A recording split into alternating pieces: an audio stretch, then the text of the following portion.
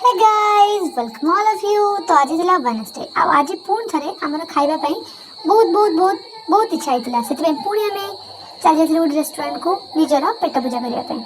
तो पुणी आम से सीट जाए बसलु पूर्व थर आम जो सीट जाए बसलु कहीं से सीटा समस्त एक्चुअली बहुत अट्राक्ट करता से खाइबा आसबार टी लेट थी मसला पापड़ आनिक खाइबार लगी भोकर पेटरे मूषा नुहे हाथी दौड़ा लगी से आम गोटे प्लेट बिरियानी ऑर्डर कर देलु। आउ देखु आमर भी सेमती पिज को सजेक सुंदर भाव में सजेक रखी आमर खाଇବା आसिक पहुँची जाइए।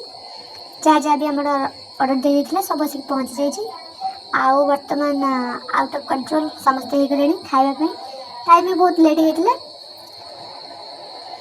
आमर ये मिस जापार सी हसबे ना कांदे एत जो से भोक लगुच सहित खाଇବା भी एत टेस्टी लगुच से जापार कौन रिएक्शन देवे आ कौन देवेनि।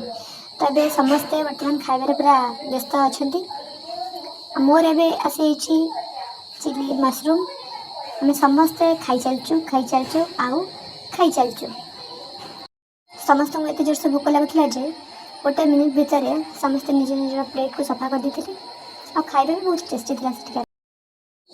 एबे आमर खाଇବା शेष होगापर कोल्ड ड्रिंक्स आसी पहुँची जाइए जोटा कि आम खाद्यर शेष समय पेट को ठंडा कर खाद्य खाइबा परे इटा पीवाटा निहाती निहाती निहाती जरूरी ना खाद्य खाइला परे लगेनि।